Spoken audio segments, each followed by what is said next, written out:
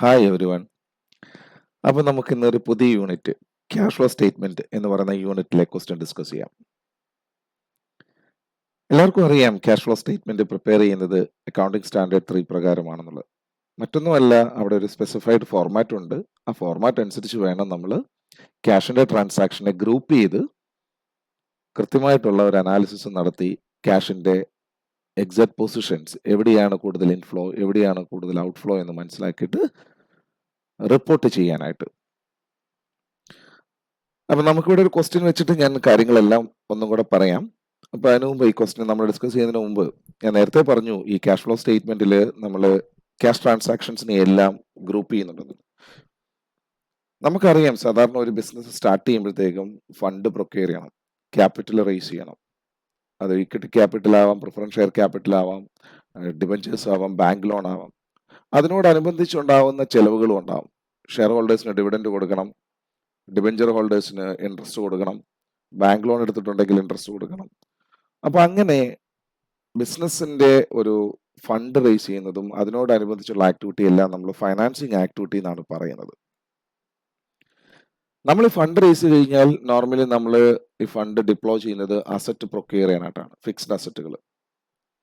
അപ്പൊ ഫിക്സ്ഡ് അസറ്റുകൾ വാങ്ങുകയോ അത് വിൽക്കുകയോ അല്ലെങ്കിൽ നമ്മൾ നമ്മളുടെ കയ്യിൽ വന്നിരിക്കുന്ന എക്സസ് ഫണ്ടുകൾ മറ്റേതെങ്കിലും കമ്പനികളുടെ ഷെയറിലോ ഡിബഞ്ചറിലോ ഒക്കെ ഇൻവെസ്റ്റ് ചെയ്യുന്ന സാഹചര്യം ഉണ്ടാവും. അങ്ങനെയാണെങ്കിൽ അതെല്ലാം ഇൻവെസ്റ്റിംഗ് ആക്ടിവിറ്റീസിലാണ് നമ്മൾ പറയുന്നത്.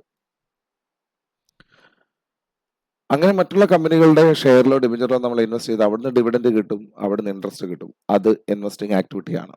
ഡിവിഡൻഡ് കൊടുക്കുന്നതും കമ്പനി ഡിവിഡൻഡ് കൊടുക്കുന്നതും കമ്പനി ഇൻട്രസ്റ്റ് കൊടുക്കുന്നതും ഫൈനാൻസിങ് ആക്ടിവിറ്റി, കമ്പനിക്ക് ഡിവിഡൻഡ് കിട്ടുന്നതും ഇൻട്രസ്റ്റ് കിട്ടുന്നതും ഇൻവെസ്റ്റിംഗ് ആക്ടിവിറ്റീസ് ആണ്. ഓർത്ത് വെച്ചേക്കുക. നമ്മളിതെല്ലാം ചെയ്യുന്നത് എന്തിനു വേണ്ടിയാണ്? നോർമൽ ഒരു ട്രേഡ് നടത്താനായിട്ടാണ്. ബിസിനസ് ഓപ്പറേഷൻ എന്ന് നമുക്ക് പറയാം. അപ്പം ഡേ ടു ഡേ ആക്ഷൻസ് അവിടെ നടക്കുന്നത് ഓപ്പറേറ്റിംഗ് ആക്ടിവിറ്റീസിലാണ്. So cash from operating activities to be ascertained. അപ്പൊ ഈ 3 കാറ്റഗറിയിലായിരിക്കാം നമ്മുടെ എൻഡർ ട്രാൻസാക്ഷൻസ്, ഒരു ബിസിനസിന്റെ ഒരു വർഷത്തെ എൻഡർ ട്രാൻസാക്ഷൻസും മാപ്പ് ചെയ്യപ്പെടേണ്ടത്. എന്തിനു വേണ്ടി? ക്യാഷ് ഫ്ലോ സ്റ്റേറ്റ്മെന്റിന് വേണ്ടി. ഓക്കെ, നമുക്കിവിടെ ഒരു ക്വസ്റ്റ്യൻ വെച്ചിട്ട് കുറച്ചും കൂടെ കൂടുതൽ ഇതിനെക്കുറിച്ച് ഒന്ന് മനസ്സിലാക്കാം. എൻ്റെ വരുന്ന സെഷനുകളിൽ പോലും ഞാൻ ഇതിൻ്റെ ഓരോ കാര്യങ്ങളും, ചില കാര്യങ്ങൾ റിപ്പീറ്റ് ചെയ്യുന്നുണ്ടാവും. അത് നിങ്ങളുടെ മനസ്സിൽ കൂടുതൽ ഒരു ഐഡിയ കിട്ടാൻ വേണ്ടിയാണ്. കാര്യം നമുക്കൊരു 3-4 സെഷൻ കഴിയുമ്പോഴത്തേക്കും നിങ്ങൾക്ക് ഈ ക്യാഷ് ഫ്ലോയെ കുറിച്ച് കുറച്ചും കൂടെ ഒരു ഐഡിയ കിട്ടുന്നതായിരിക്കും. Now question. From the following summary of cash book of ABC Limited, prepare a cash flow statement for the year ended 31st March 2025 using direct method. ഇവിടെ എന്താ തന്നിരിക്കുന്ന? ക്യാഷ് ബുക്കാണ്. നമ്മളോട് എന്താ പറഞ്ഞിരിക്കുന്നത്? ക്യാഷ് ഫ്ലോ സ്റ്റേറ്റ്മെന്റ് വരയ്ക്കണം, direct method. Cash book തന്നിട്ട് cash flow statement വരയ്ക്കാൻ പറഞ്ഞാൽ അത് ഡയറക്റ്റ് മെത്തേഡ് തന്നെയായിരിക്കും. ക്വസ്റ്റ്യനിൽ എടുത്ത് പറയേണ്ട ആവശ്യമില്ല. ഈ ഡയറക്റ്റ് മെത്തേഡ് എന്ന് പറയുന്നത് this is only applicable to operating activities. Investing ആക്ടിവിറ്റീസിലും ഫൈനാൻസിങ് ആക്ടിവിറ്റീസിലും അവിടെ ഡയറക്റ്റ് ഒന്നോ ഇൻഡയറക്റ്റ് ഒന്നോ ഒരു കോൺസെപ്റ്റ് ഇല്ല. യൂണിഫോം മെത്തേഡാണ്. പക്ഷെ ഓപ്പറേറ്റിംഗ് ആക്ടിവിറ്റീസിലേക്ക് വരുമ്പോഴത്തേക്കും അവിടെ ഡയറക്റ്റും ഇൻഡയറക്റ്റ് മെത്തേഡും ഉണ്ട്. പക്ഷെ ഒരു കാര്യം നിങ്ങൾ ഓർത്ത് വെച്ചോണം, ക്യാഷ് ബുക്ക് തന്നിട്ട് നിങ്ങളോട് ക്യാഷ് ഫ്ലോ സ്റ്റേറ്റ്മെന്റ് വരയ്ക്കാൻ പറഞ്ഞാൽ അവിടെ ഡയറക്റ്റ് മെത്തേഡിന് മാത്രമേ സ്കോപ്പ് ഉള്ളൂ. കാര്യം it's A direct source. Cash book is a direct source upon which we can prepare the cash flow statement. It's a forward action. ഞാനിവിടെ ഓപ്പറേറ്റിംഗ് ആക്ടിവിറ്റീസിന് O എന്നും ഇൻവെസ്റ്റിംഗ് ആക്ടിവിറ്റീസിന് I എന്നും financing ആക്ടിവിറ്റീസിന് F എന്നുമാണ് mark ചെയ്തിരിക്കുന്നത്. അതെന്തിനാന്ന് വെച്ച് കഴിഞ്ഞാൽ നമുക്ക് ആ ക്വസ്റ്റ്യൻ വരുമ്പോൾ നിങ്ങൾക്ക് കുറച്ച് ഡീകോഡ് ചെയ്ത് പോകാനായിട്ടാണ്. ഒരു ക്വസ്റ്റ്യൻ എങ്ങനെയാണ് നമ്മൾ എക്സാം പോയിന്റിൽ അപ്രോച്ച് ചെയ്യേണ്ടതെന്നുള്ളതിനെ കുറിച്ചും കൂടെയാണ് ഞാൻ പറയുന്നത്. നമുക്കിവിടെ ഓപ്പണിംഗ് ക്യാഷ് ബാലൻസും ക്ലോസിംഗ് ക്യാഷ് ബാലൻസും തന്നിട്ടുണ്ട്. ഇവിടെ നിങ്ങൾ നോക്കിയാൽ തന്നെ അറിയാം, ഓപ്പണിംഗ് ക്യാഷ് ബാലൻസ് 50,000ഉം ക്ലോസിംഗ് ക്യാഷ് ബാലൻസ് 1,50,000ഉം ആണ്. So an increase of rupees 1 lakh, 1 ലക്ഷം രൂപയുടെ കൂടുതൽ ഇവിടെ വന്നിട്ടുണ്ട്. അത് ഏതൊക്കെ ആക്ടിവിറ്റിയിലാണ് കൂടി കിടക്കുന്നത്, എവിടെയാണ് കുറഞ്ഞു കിടക്കുന്നത്? Means inflow of cash and outflow of cash for each activities to be determined. Anyway, net result, an increase of rupees 1 lakh of cash and cash equivalents will be there. അപ്പൊ നമുക്ക് ഇനി ഓരോന്ന് നോക്കാം. അപ്പൊ ഈ 2 ഐറ്റം നമുക്ക് ലാസ്റ്റത്തേക്കാണ് consider ചെയ്യേണ്ടത്, opening ക്യാഷും ക്ലോസിംഗ് ക്യാഷ് നമുക്ക് കൺസിഡർ ചെയ്യേണ്ടത്. Now, receipts second item, proceeds from issue of shares. എന്താണ് activity? Financing activity. Receipt from customers, operating activities. Cash sales, operating activities. Sale of fixed asset, investing activities. നോക്കുക, എന്തുകൊണ്ടാണ് ഞാൻ decode ചെയ്ത് OIF എന്നുള്ളത് നിങ്ങൾക്ക് ഇപ്പോൾ മനസ്സിലായി കാണും. Now coming to payment side. Payment to suppliers, operating activity. Cash purchases, operating activity. Salaries and wages, operating activity. Administrative expense, operating activity. Selling expense, operating activity. Purchases of fixed asset, investment activity. Tax paid to be considered in operating activity. Dividend paid, financing activity. Repayment of bank loan, financing activity. അപ്പോൾ നോക്കൂ, ഇവിടെ എത്ര എണ്ണം ഉണ്ട് operating ആയിട്ട്? 2 receipt ഉണ്ട് operating activity. Receipt from കസ്റ്റമേഴ്സും ഉണ്ട്, cash സെയിൽസും ഉണ്ട്. പേയ്മെന്റ് വരുമ്പോഴോ 1 2 3 4 5 6 ഐറ്റംസ്. അപ്പൊ നമുക്ക് ഇത് എങ്ങനെയാണ് നമ്മളുടെ ആൻസറിലേക്ക് പോകുന്നത് നമുക്ക് നോക്കാം.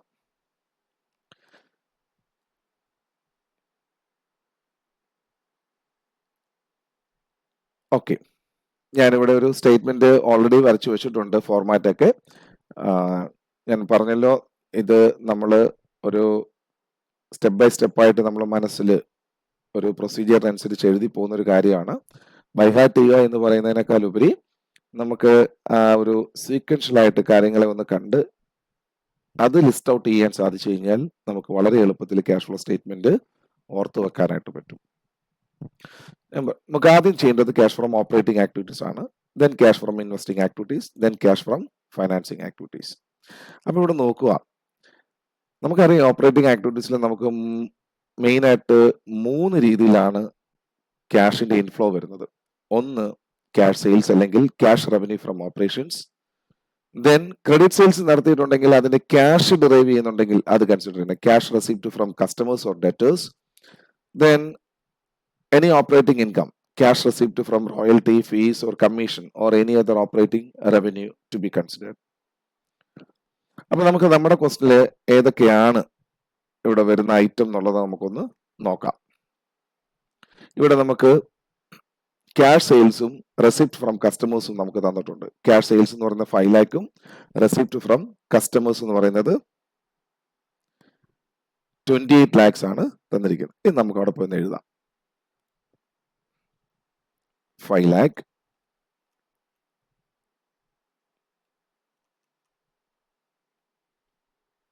then 28 lakhs.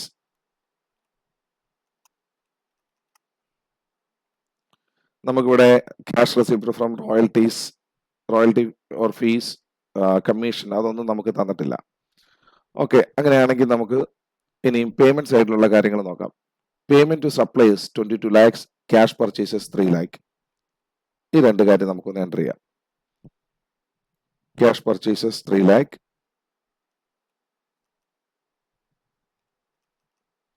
നെഗറ്റീവ് വാല്യൂ ആണ്. അപ്പൊ നമുക്കിവിടെ ബ്രാക്കറ്റഡ് വാല്യൂ ആയിട്ട് അതിനെ ഒന്ന് കൺസിഡർ ചെയ്തേക്കാം. Then cash payment to supplies negative value, bracketed value ആയിട്ടാണ് കൊടുക്കുന്നത് 22 lakhs.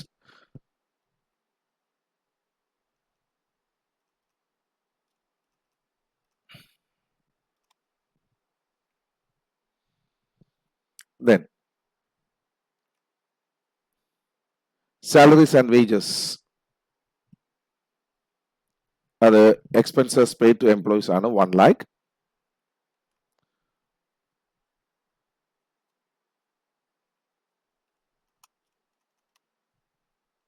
again bracketed value. Then cash paid for operating expenses. നമുക്കിവിടെ ഓപ്പറേറ്റിംഗ് എക്സ്പെൻസസ് എന്ന് പറയുന്നത് അഡ്മിനിസ്ട്രേറ്റീവ് എക്സ്പെൻസസും ഉണ്ട്, സെല്ലിംഗ് എക്സ്പെൻസസും ഉണ്ട്. അപ്പോൾ ഇത് 2 ഐറ്റം വന്നുകൊണ്ട് നമുക്ക് ഇതിനൊരു വർക്കിംഗ് നോട്ട്, ഒന്നിൽ കൂടുതൽ ഐറ്റംസ് ഓരോന്നിന് വരുവാണെങ്കിൽ അതിന്റെ വർക്കിംഗ് നോട്ടായിട്ട് നമുക്ക് എഴുതണം. 1,50,000ഉം 50,000ഉം ആണ് വന്നിരിക്കുന്നത്. So 1,50,000 administrative expenses, then 50,000 selling expenses. Total amount 2 lakh.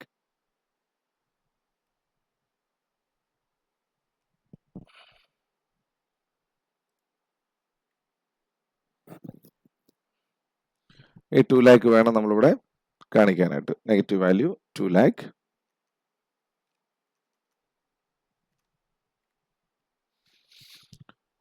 Now we need to find out cash generated from operating activities before tax and extraordinary items. കാര്യം നമുക്ക് ഈ പറയുന്ന റവന്യൂ എക്സ്പെൻസും കഴിഞ്ഞെങ്കിൽ മാത്രമേ ഉള്ളൂ ക്യാഷ് പ്രോഫിറ്റ് എന്ന് പറയുന്ന ഒരു കോൺസെപ്റ്റ് കിട്ടുള്ളൂ.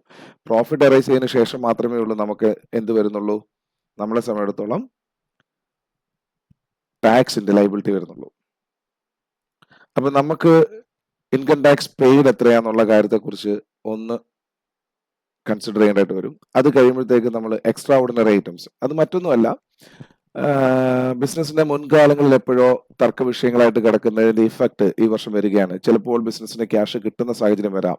എന്തെങ്കിലും ഇൻഷുറൻസിന്റെ ക്ലെയിം ബിസിനസിന് കിട്ടാം. ചിലപ്പോൾ എന്തെങ്കിലുമൊക്കെ ക്ലെയിം കസ്റ്റമേഴ്സിന് കൊടുക്കാനുണ്ടെങ്കിൽ ക്യാഷ് പോകുന്ന സാഹചര്യം ഉണ്ടാവും. അപ്പോൾ എക്സ്ട്രാ ഓർഡിനറി ഐറ്റം അത് ഇൻഫ്ലോ ആകാം, ഔട്ട്ഫ്ലോ ആകാം. It depends on the question. Okay, anyway നമുക്ക് cash generated from operating activities before tax and extraordinary item എന്നുള്ളത് ഒന്ന് കാൽക്കുലേറ്റ് ചെയ്തേക്കാം. So 5 lakh plus 28 lakhs plus 3 lakhs plus minus 22 lakhs minus 1 lakh and minus 2 lakh. So amount will be a positive value. So cash generated from operating activities before tax and extraordinary items 5 lakh. ഇനി നമുക്ക് ടാക്സിന്റെ amount എത്രയുണ്ടെന്നുള്ളത് question നോക്കാം. So tax paid 2,50,000. അത് നമുക്കൊന്ന് mark ചെയ്യാം. Again negative value 2,50,000.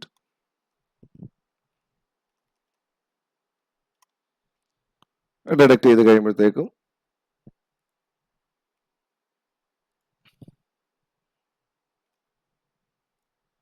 ഞാനിവിടെ plus ഇട്ടാലേ ഉള്ളൂ ആ മൈനസിന്റെ effect കിട്ടുള്ളൂ. നിങ്ങൾ കാൽക്കുലേറ്റർ ചെയ്യുമ്പോഴത്തേക്കും 5 ലാഖിൽ നിന്ന് 2,50,000 അങ്ങ് ഡയറക്ട്ലി ഡിഡക്ട് ചെയ്താൽ മതി. ഓക്കെ,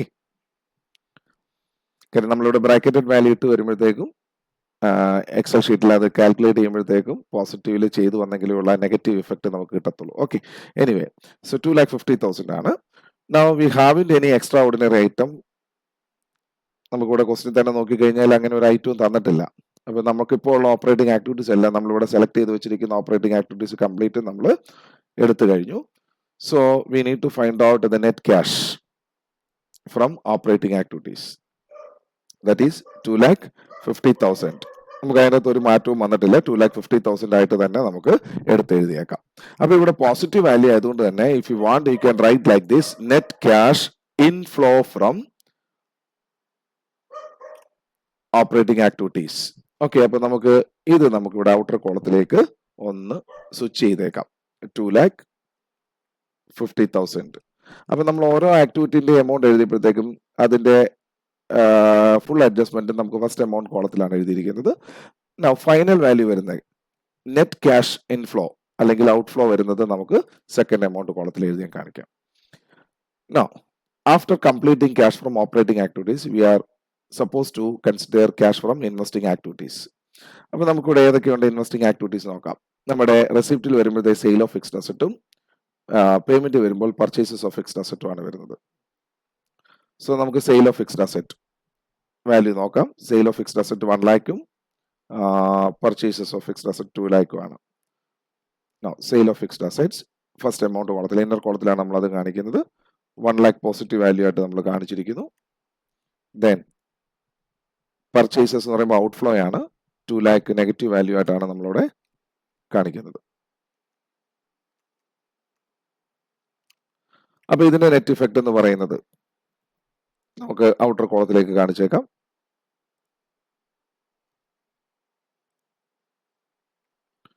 സോ നെഗറ്റീവ് 1 lakh ആണ്. അങ്ങനെയാണെങ്കിൽ നമുക്കിവിടെ net cash outflow from investing activities എന്ന് പറയാം. അങ്ങനെ പറഞ്ഞില്ലെങ്കിലും കുഴപ്പമൊന്നുമില്ല. കാര്യം പോസിറ്റീവ് നെഗറ്റീവ് വരുമ്പോഴത്തേക്കും പോസിറ്റീവ് ആണെങ്കിൽ ഇൻഫ്ലോയും നെഗറ്റീവ് ആണെങ്കിൽ ഔട്ട്ഫ്ലോ ആണെന്നുള്ളതാണ് നമുക്ക് മനസ്സിലാക്കാവുന്നത്. Now ഇത് ഇൻവെസ്റ്റിംഗ് ആക്ടിവിറ്റീസ് കംപ്ലീറ്റ് ചെയ്യുമ്പോൾ നമ്മൾ we are going with cash from financing activities. Let us check what are the different financing activities listed. ഇവിടെ proceeds from issue of shares 3 lakh ഉണ്ട് റെസിപ്റ്റിൽ. പേയ്മെന്റിൽ വരുമ്പോഴത്തേക്കും ഡിവിഡൻഡ് പെയ്ഡും റീപേയ്മെന്റ് ഓഫ് ബാങ്ക് ലോണും ഉണ്ട്. അപ്പോൾ നമുക്ക് ആദ്യം ഒരു കാര്യം ചെയ്യാം. Proceeds from issue of shares 3 lakh ഒന്ന് എഴുതിയേക്കാം. 3 lakh.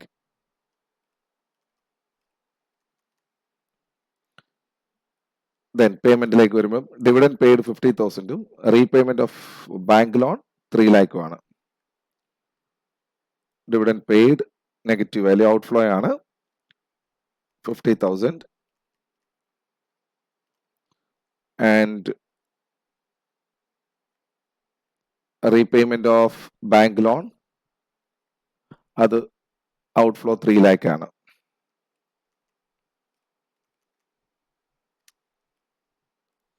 Now net cash flow from financing activities നമുക്ക് എത്രയാണ് വരുന്നത് നോക്കാം.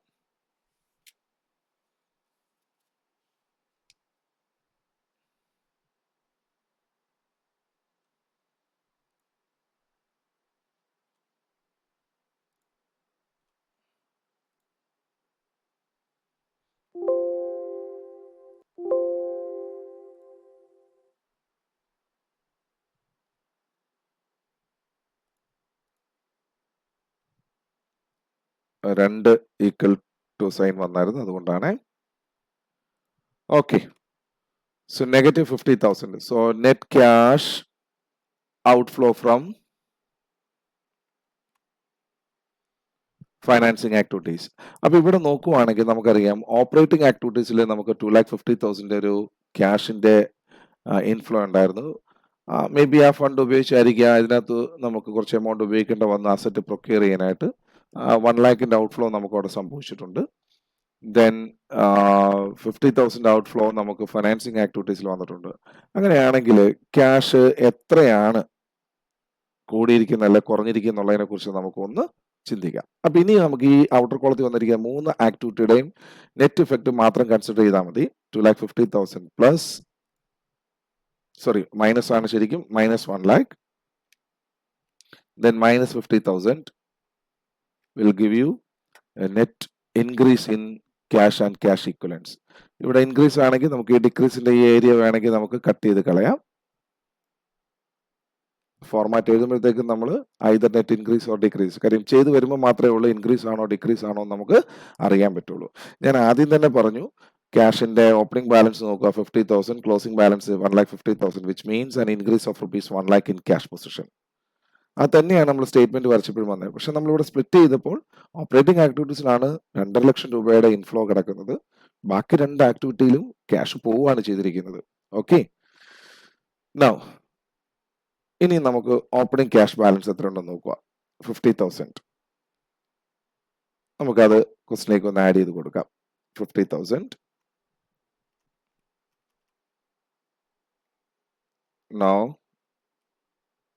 closing balance will be 1,50,000. അപ്പൊ ഇത്രേ ഉള്ളൂ ശരിക്കും പറഞ്ഞാൽ ഒരു ക്യാഷ് ഫ്ലോ സ്റ്റേറ്റ്മെന്റ്. നമ്മൾ ഈ ഫോർമാറ്റ് കാര്യങ്ങളൊക്കെ നോക്കുമ്പോൾ ഭയങ്കര വലുതായിട്ടൊക്കെ ഫീൽ ചെയ്യും. പക്ഷെ വളരെ വളരെ സിമ്പിൾ ആയിട്ട് ചിന്തിച്ചാൽ നമുക്ക് വളരെ ഈസി ആയിട്ട് ചെയ്തെടുക്കാവുന്ന ഒരു കാര്യമാണ് ക്യാഷ് ഫ്ലോ സ്റ്റേറ്റ്മെന്റ് എന്ന് പറയുന്നത്.